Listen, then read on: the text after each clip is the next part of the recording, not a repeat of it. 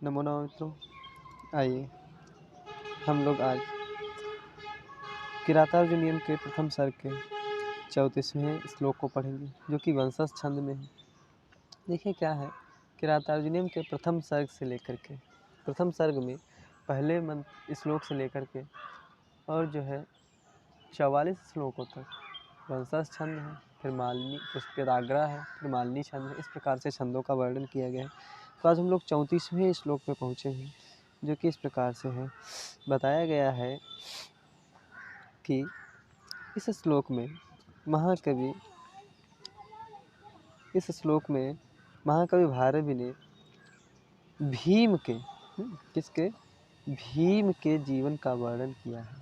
बताया है कि देखिए पहले भीम कैसे थे, और यह जो है द्रौपदी के माध्यम से महाकवि कहलवाना चाहते हैं कि पहले भीम कैसे थे और आज किस अवस्था में पहुंच गए हैं। वो सब आपके ही कृपा है। क्या है? आपके ही कारण ऐसा सब हो रहा है। अगर आप ऐसा न करते तो ना तो आपकी लक्ष्मी का हरण होता, ना तो आपकी बहू का हरण होता, अर्थात आपकी पत्नी का हरण होता। इस सब के कारण आप ही हैं, और जो आज आपके भाइयों की स्थिति हो रही है इसके कारण भी क्या है, आपका ही है। आइए हम लोग इस श्लोक को पढ़ते हैं। क्या बताए हैं कि परिभ्रमल्लोहितचन्दनोचितः पदान्तिरन्तर्गिरिरेणुरुषिता महारथः सत्यधनस्य मानसं दुनोति नो कच्चिदयं व्रकोदरः। परिभ्रमल्लोहितचन्दनोचितः पदान्तिरन्तर्गिरिरेणुरुषिता महारथा सत्यधनस्य मानसं दुनोति नो कच्चिदयं व्रकोदरः।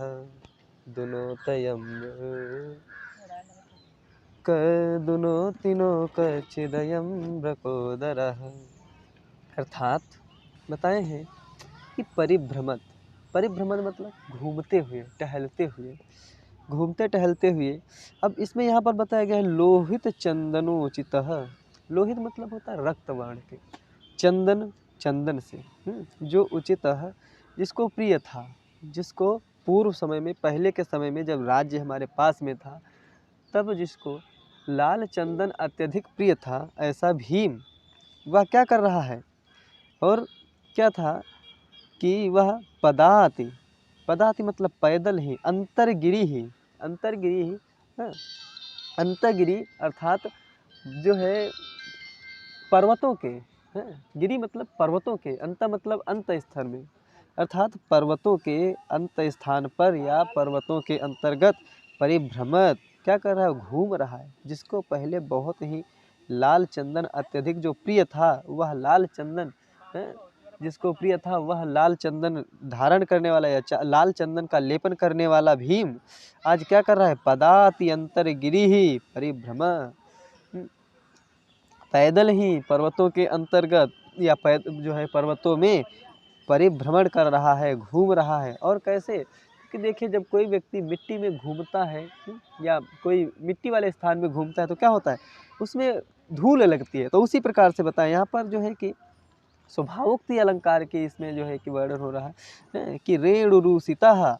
अब क्या हो रहा है, अब जब घूम रहे हैं, टहल रहे हैं, तो क्या हो रहा है, रेणु मतलब होता है धूल, रेणु मतलब धूल, रूसिता मतलब धूल से धूसरित हो रहे हैं, अर्थात धूल से सने हुए परिभ्रमत घूम रहे हैं। कहाँ पर, पदाति पैदल ही, कहाँ पर, गिरी में, अंतःगिरी अर्थात पर्वतों के अंतर्गत जो है कि रेणु से, धूल से सने हुए पैदल ही घूम रहे हैं। कौन घूम रहा है, जिसको पहले क्या था, लोहित चंदन अत्यधिक प्रिय था, अर्थात लाल चंदन बहुत ही प्रिय था।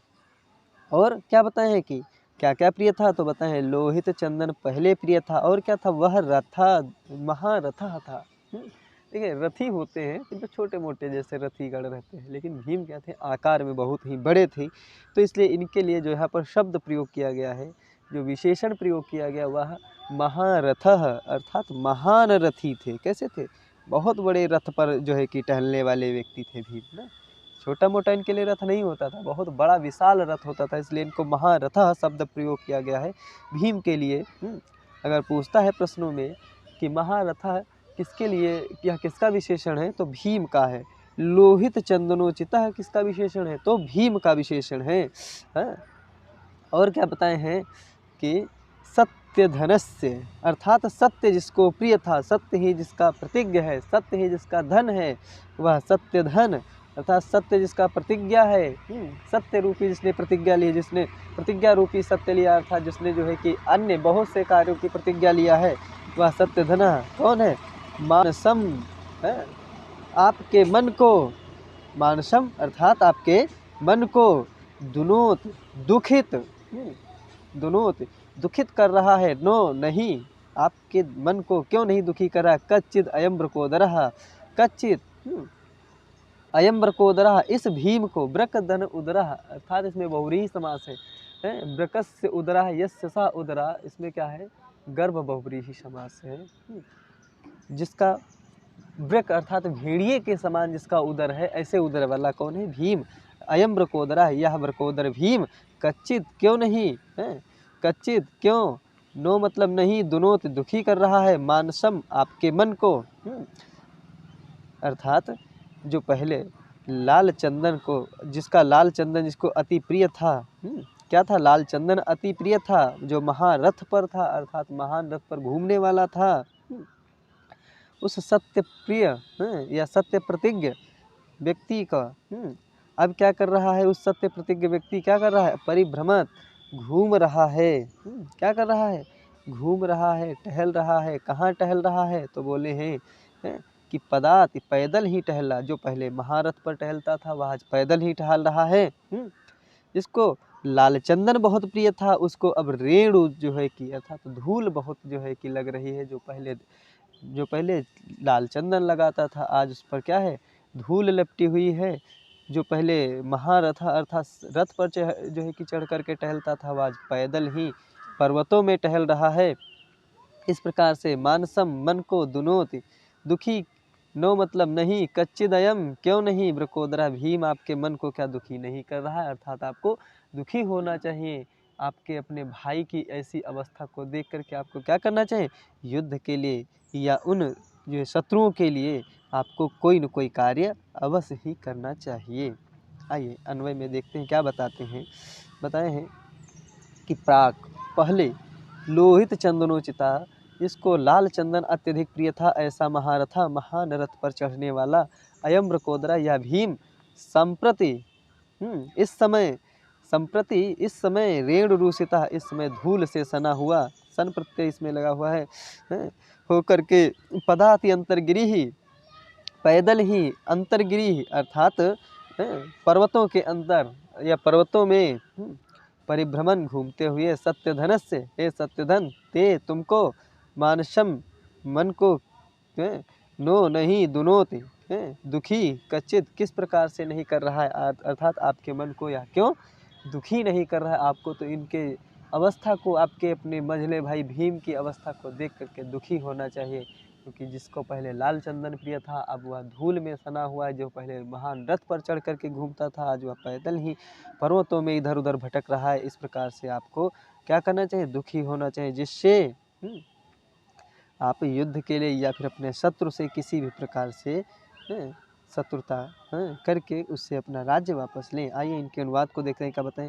पहले आपके शासनकाल में शरीर में लाल चंदन के लेप का अभ्यासी और विशाल रथ में बैठ करके चलने वाला यह भीमसेन अब धूल से भरा हुआ पैदल मार्गों में इधर उधर भटकता हुआ सत्यवादी आपके मन को दुखित क्यों नहीं कर रहा है? अर्थात आपको दुखित होना चाहिए।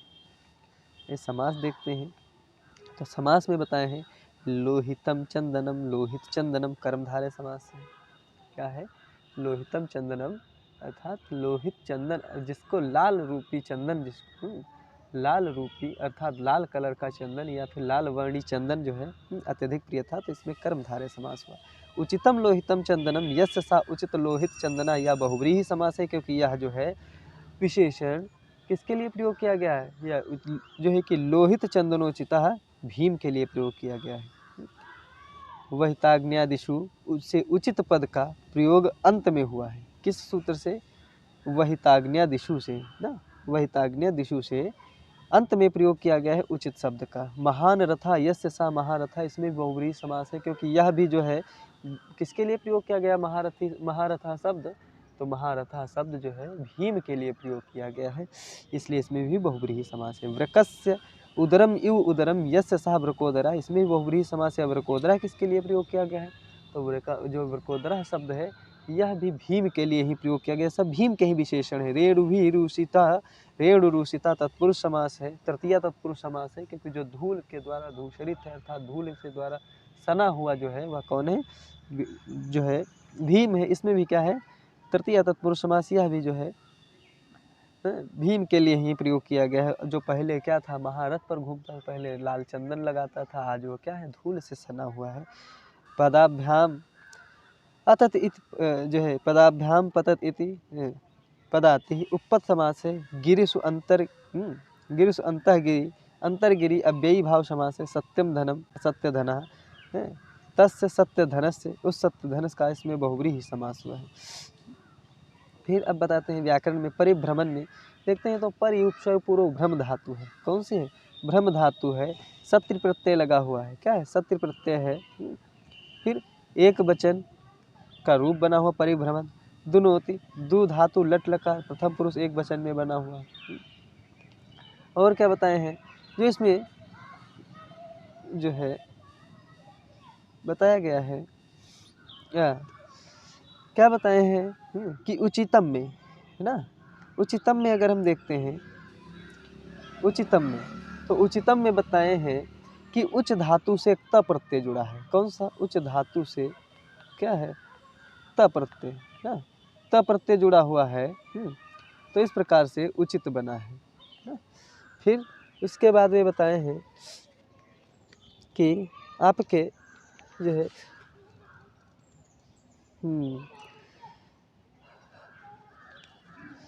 अब परिभ्रमण में तो आप लोगों ने देख ही लिया है। फिर उसके बाद में अगर देखते हैं तो मनस में ना, मानस में क्या है? अण प्रत्यय है। मनस धन अण ना, मनस धन और अण है। क्या है? अण। और इजंत होने के कारण क्या हुआ है? आदि जो है कि माँ के आकार को दी जो है कि वृद्धि हो गई है, तो इस प्रकार से यहाँ पर क्या हुआ? मनस को मानस हुआ है। फिर ईड़गतो धातु से पाद ना, पाद धन अत, क्या है कि पाद धन अत, और इस प्रकार से ईड़गतो धातु से इसमें जाने के अर्थ में यहाँ पर प्रयोग किया गया है। ये तो इसके अर्थ को तो हम लोगों ने देख लिया है, इसमें व्याकरण भी देख लिया है। तो यहाँ पर देखते हैं टिप्पणी में बताया गया है कि सत्य धनस से सत्य धन क्या है? सत्य धन पद का प्रयोग व्यंग्यपूर्ण है। और यह किसके लिए प्रयोग किया गया है? यह युधिष्ठिर के लिए प्रयोग किया गया, क्योंकि यह व्यंग्यता में कहा गया, क्योंकि आप तो सत्य को पकड़े हुए बैठे हैं, लेकिन क्या है? आपके भाइयों के यहाँ पर नाना प्रकार से जो है कि बहुत ही प्रकार से अतीव जो है कि बहुत सी दुर्दशाएं हो रही हैं, और आप क्या हैं? आप उस सत्य के सहारे बैठे हुए हैं। आप सत्य को ही पालना चाहते हैं, क्योंकि सत्य से ही बहुत कुछ नहीं मिलता है। आपको बहुत से अन्य कार्य करना चाहिए, जिसके कारण क्या है कि आपको राज्य फिर से वापस मिल सके। इस व्यंग्योक्ति के कारण द्रौपदी कहना चाहती हैं कि आपने सत्य के चक्कर में पड़ करके अपनी और हम सब लोगों की दुर्दशा कर डाली है। और आश्चर्य तथा दुख की बात तो यह है कि अब तो आप उस अनिष्टकारी सत्य के पीछे ही पड़े हुए हैं, सत्य की रक्षा कर रहे हैं, हम लोगों की नहीं। क्या है? आप सत्य की रक्षा कर रहे हैं और हम जैसे लोगों की नहीं करें। इस श्लोक में भीम की पूर्व दशा और वर्तमान का वैषम्य निरूपण सुंदर ढंग से किया गया है। क्या? और शरीर में लाल चंदन लगाने वाला है तथा विशाल रथ में बैठकर चलने वाला भीम अब धूल से व्याप्त होकर पर्वतों में भटक रहा है। वृकोदर भेड़िए के पेट के समान वाला जो है कि पेट वाला भेड़िए के समान बहुत भक्षण करने वाला पद प्रयोग किया गया है। क्योंकि द्रौपदी युधिष्ठिर को यह कहना चाहती हैं कि देखिए वृकोदर शब्द यहाँ पर इसलिए प्रयोग किया गया है क्योंकि बताती हैं कि पहले जो भीम था बहुत खाता था, तो इसलिए इसको यहाँ पर, क्योंकि वृक अर्थात भेड़िया भी क्या करता है? बहुत ही असन करता है, बहुत ही खाता है, तो इसलिए यहाँ पर वही शब्द प्रयोग किया गया है। उसी प्रकार से विशेषण प्रयोग किया गया। लेकिन क्या है? अब भीम को पेट भर भोजन भी नहीं मिल रहा है, इसलिए यहाँ पर बताया गया है कि पहले जो बहुत खाता था वो आज क्या है? भोजन भी पेट भर नहीं पाता है। इसलिए आपको क्या उनकी दुर्दशा देखी जाती है, अर्थात आपको नहीं देखनी चाहिए। आपको जो है कि शत्रु से युद्ध के लिए तैयार होना चाहिए। इससे अधिक दुर्दशा और क्या हो सकती है। लोहित शब्द का प्रयोग रुधिर, रक्त, खून भी होता है। महारथ का अर्थ 10,000 धनुर्धारियों को एक साथ अकेला युद्ध करने वाला भी महारथा होता है। एक एक महारथी से एक एक करता है तो क्या होता है, महारथी होते हैं। लेकिन जब किसी 10,000 योद्धाओं से एक साथ में युद्ध जो करता है, अकेला युद्ध करता है, उसे क्या कहते हैं, महारथा कहते हैं। लोहित चंदनोचिता महारथा पदों का प्रयोग करके द्रौपदी युधिष्ठिर का ध्यान अपनी ओर आकर्षित करना चाहती हैं और कहती है कि शत्रुओं का वध करके उनके रुधिर से जिसकी जंघा जिसका शरीर रंजित होने योग्य है, जिसका शरीर रंगने योग्य है, जो अकेला ही 10,000 धनुर्धारियों को के एक साथ युद्ध कर सकता है, वह भीम आपके कारण ही क्या है, आपके कारण ही आपकी मूर्खता से धूल दूषित होकर पर्वतों में इधर उधर भटक रहा है और आप हाथ पर हाथ रखे बैठे हैं, सत्य की रक्षा कर रहे हैं। तो आइए, इसमें अब कुछ ऐसा नहीं बचा है। क्या है, स्वाभिप्राय विस्करणम काम प्रवेदनम, तो इसमें कुछ ऐसा विशेष नहीं बचा है। आइए हम लोग अगले श्लोक को पढ़ते हैं। प्रस्तुत श्लोक में अर्जुन के जो है कि दुर्दशा को बताया गया है। इसमें जो है द्रौपदी भारवी जो है द्रौपदी के माध्यम से अर्जुन के बारे में बता रही हैं। क्या बता रही हैं कि विजित्ययः प्राज्यमयच्छदुत्तरान् कुरून् कुप्यं वसुवासोपमः सबल्कवासांसि तवाधुना हरन् करोति मन्युं न कथं धनञ्जयः। विजित्ययः प्राज्यमयच्छदुत्तरान् कुरून् कुप्यं वसुवासोपमः सबल्कवासांसि तवाधुना हरन् करोति मन्युं न कथं धनञ्जयः जो धन को जीतने वाला है। धनंजय अर्थात जो धन को क्या करता है, जीत लेता है, दूसरों से धन को क्या करता है, हरण कर लेता है, वह धनंजय। और धनंजय कौन है, अर्जुन। वासवोपमः अर्थात जो वासव शब्द प्रयोग किया गया है इंद्र के लिए। किसके लिए प्रयोग किया गया है, इंद्र के लिए है। उपमा कर रहे हैं जिनकी, किससे उपमा की जा रही है, तो इंद्र से जिसकी उपमा की जा रही है, ऐसा वह धनंजय जो इंद्र के समान वसु धन को कुरून कुप्यम, कुरून अकुप्यम, कुरून मतलब कर लिया है, अकुप्यम है कुप धातु से। देखिए क्या बताएं यहाँ पर, गुप रक्षति धातु से यहाँ पर कुप बना है।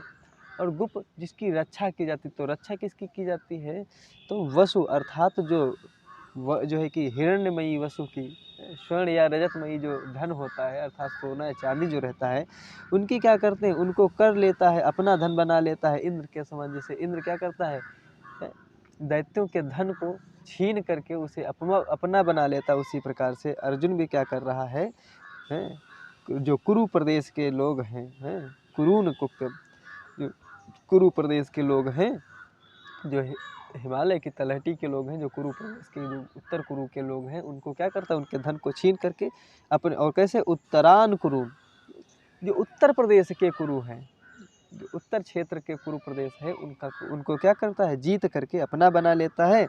और कैसे, विजित्य, जीत करके, विजित्य विउपसर्ग से जो है कि जी धातु से लेप प्रत्यय जोड़ करके बना है विजित्य।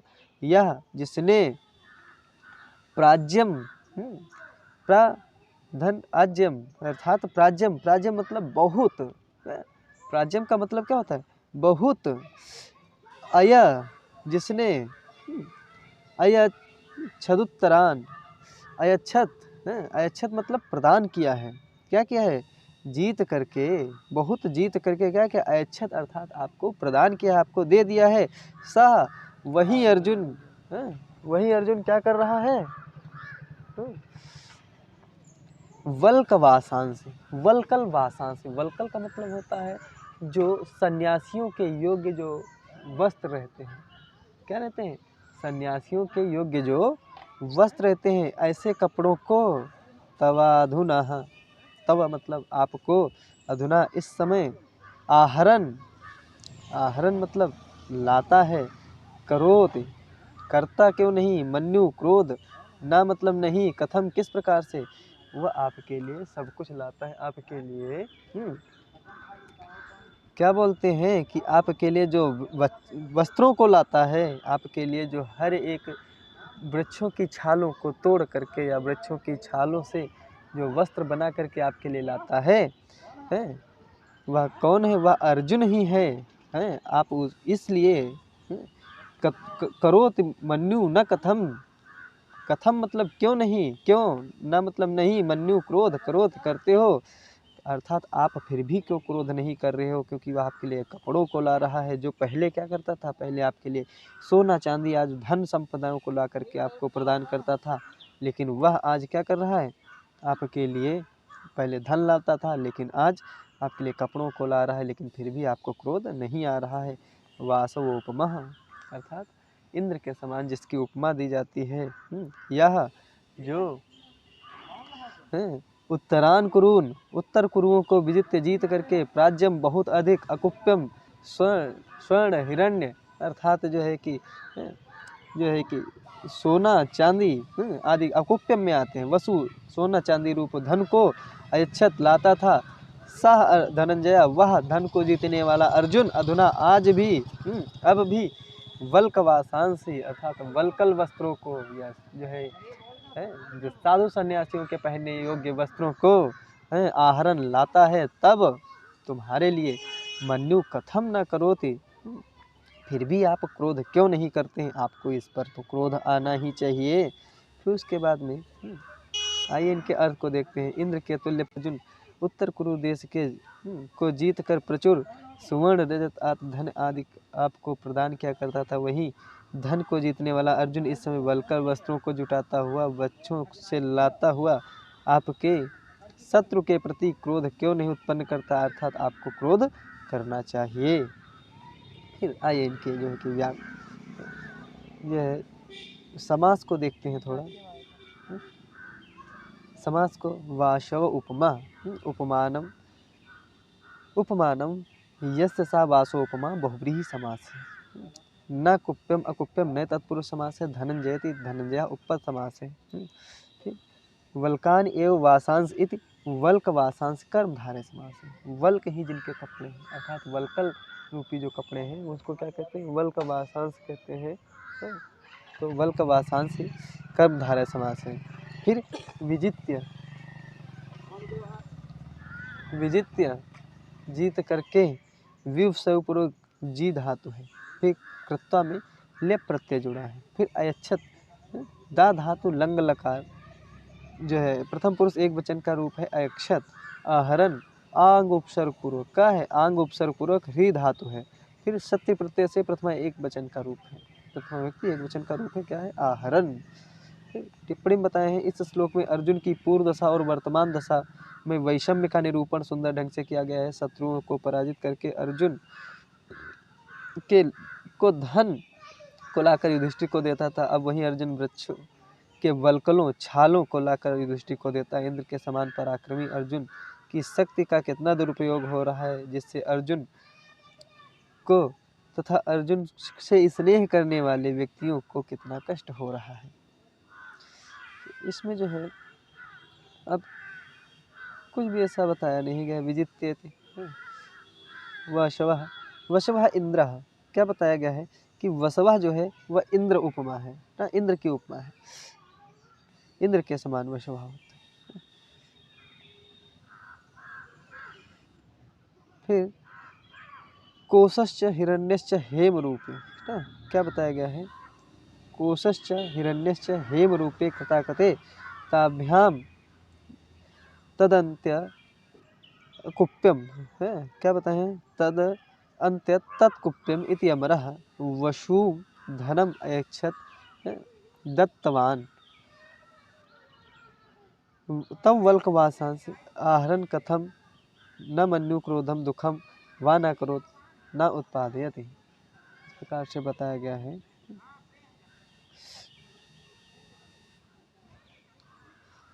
अब क्या है, हम लोग अगले श्लोक को पढ़ेंगे। क्या बताया गया है इसमें, जो है इसमें जो प्रस्तुत श्लोक है इसमें यहाँ पर तो देखिए कि हम लोगों ने युधिष्ठिर तो स्वयं कर्म के भागीदार हैं, तो उनके तो बारे में तो सब कुछ नहीं बताया गया, उनके बारे में तो जो है गुप्तचर ने ही बताया है। लेकिन अब क्या है कि जो है कि द्रौपदी ने पहले भीम का वर्णन किया है, फिर उसके बाद में अर्जुन का वर्णन किया है। लेकिन अब प्रस्तुत श्लोक में जो माद्री के 2 पुत्र हैं, पहले जो है कि 2 पुत्रों का किसका, कुंती के 2 पुत्रों का जो है कि वर्णन किया गया है। लेकिन इस श्लोक में माद्री के जो 2 पुत्र हैं नकुल और सहदेव, उनका यहाँ पर वर्णन किया जा रहा है। बड़ा ही मार्मिक ढंग से वर्णन किया है द्रौपदी ने, जो और द्रौपदी ने क्या, भारवी ने करवाया है द्रौपदी के माध्यम से। क्या बताए हैं कि ना क्या है, नतांत है, हाँ, यहाँ पर वनांत होना चाहिए। क्या होना चाहिए, वनांत। क्या बताए हैं, वनांत सय्या कठिनी कृता कृति कचाचितौ विश्वगिवा गजौ गजौ कथं त्वमेतौ धृति संयमौ यमौ विलोकयन्नुत संस्तेन बाधितुं वनान्तशय्या कठिनी कृता कृति कचाचितौ विश्वगिवा गजौ गजौ कथं त्वमेतौ धृति संयमौ यमौ विलोकयन्नु संहसेन सनबाधितुम्। अर्थात वनांत सय्या। अब देखिए इसमें क्या है, कृताकृति, यमौ यमौ, गजौ गजौ। इसमें क्या है, इसमें यमक अलंकार है। कौन सा अलंकार है, तीनों पदों में क्या है, यमक अलंकार है। और क्या बताते हैं, वनांत सय्या, वन ही जिसका अंतिम रूप से सय्या बन चुका है। कठिनी आकृति कृति, जिनकी आकृति क्या थी, जो बहुत ही कोमल बिस्तर पर सोने वाले थे, वो वन में सोते सोते, वन में निवास करते करते, वन में जो है जीवन यापन करते करते उनकी आकृति भी क्या हो चुकी है, कठिन हो चुकी है। क्या हो चुकी है, कठिन आकृति वाले, अर्थात उनका जो है कि चेहरा भी क्या हो गया है, बहुत ही कठिन हो गया है। अर्थात उनका आकृति अर्थात शरीर, आकृति का मतलब शरीर, शरीर क्या हो चुका, बहुत ही कठोर हो चुका है। कैसे, वन में सोने से, वन भूमि में शयन करने के कारण जिनकी देह कठोर हो गई है। कचाचितो, कच मतलब होता है केस, कच मतलब क्या होता है, केस। और आचितो व्याप्त हो गया है, अर्थात जिनका शरीर क्या हो गया है, शरीर जो है कि बाल क्या हो गए हैं, अर्थात केस क्या हो गए हैं। केस का मतलब होता है बाल, या जो है कि उन बालों से अर्थात उन केसों से विश्वग, विश्वग मतलब संपूर्ण या चारों ओर से, विश्वग मतलब संपूर्ण चारों ओर से। और कचाचितों का मतलब बताए हैं कि केस से व्याप्त शरीर वाले, केस से जो है कि व्याप्त शरीर वाले, विश्वग संपूर्ण। अगजौ गजौ, अगजौ। अब देखिए यहाँ पर देखिए, गजौ मतलब दोनों गज, दोनों क्या है, गज के समान दिखाई पड़ रहे हैं, अर्थात दोनों हाथी के समान दिखाई पड़ रहे हैं। और अगजौ, अगज, अग मतलब होता है अग। अब इसको हम संधि विच्छेद अगर हम तोड़ते हैं तो अगज इस प्रकार से रहता है, अगज है। और अग का मतलब होता है अगम, जो गमन करने में अक्षम हो। अर्थात गमन करने में अक्षम कौन होते हैं, जो पर्वत आदि होते हैं, वो क्या होते हैं, निर्गम होते हैं, अर्थात वह गमन करने के लिए सही नहीं होते, वह बहुत ही कठिन रास्ते होते हैं। और ज मतलब जो जन्म लिया हो, अर्थात जो पर्वत भागों में जन्म लेने वाले गज के समान, पर्वत भागों में जन्म लेने वाले गज के समान, हाथियों के समान, यह दोनों क्या है, बताए हैं कि कैसे हो गए हैं कि अब जो है कि वनांत सय्या, वन की सय्या में, वन की सय्या अर्थात जमीन, वन की भूमि, कठोर भूमि पर सोते सोते इनकी आकृतियां भी क्या हो गई, इनकी देह भी क्या हो गई है, कठोर हो गई। जो बाल जिनके संपूर्ण शरीर में फैले हुए हैं, जो बाल पूर्ण हो गए, अर्थात केश पूर्ण जिनके हो गए हैं शरीर, ऐसे विश्वक चारों तरफ से, चारों तरफ फैल गए हैं। और अगजौ गजौ, जो है कि पर्वतों में जन्म लेने वाले हाथियों के समान यह दोनों नकुल और सहदेव कथम किस प्रकार से त्वम एतौ तुमको यह दोनों हैं क्या कर रहे हैं, न बाधितुम बाधित नहीं कर रहे हैं। क्यों नहीं बाधित कर रहे हैं? क्योंकि धृति संयमौ यमौ आपने जो यमौ इन दोनों यमला अर्थात इन दोनों जुड़वा के लिए या दोनों जो है कि नकुल और सहदेव के लिए संयमौ धृति अर्थात मतलब धैर्य, धृति का मतलब क्या बताएं, धैर्य, और संयमो संयम, धैर्य और संयम को धारण किए बैठे हैं। लेकिन इनकी आप हालत को नहीं देख रहे, आप इनकी अवस्था विलोकयन न उत्सहते, आप देख करके क्यों नहीं आप जो है उद्दीप्त होते हैं, अर्थात आप क्यों नहीं उत्साहित होते हैं। आपको इनकी अवस्था को देख करके उत्साह आना चाहिए, आपको युद्ध के लिए तैयारी करना चाहिए। न बाधितुम आपको क्यों बाधित नहीं कर रहा है, अर्थात आपको धैर्य और साहस क्यों बाधित कर रहा है। आप उसको छोड़ करके आप युद्ध के लिए तत्पर हो जाइए, आप युद्ध के लिए तैयार हो जाइए।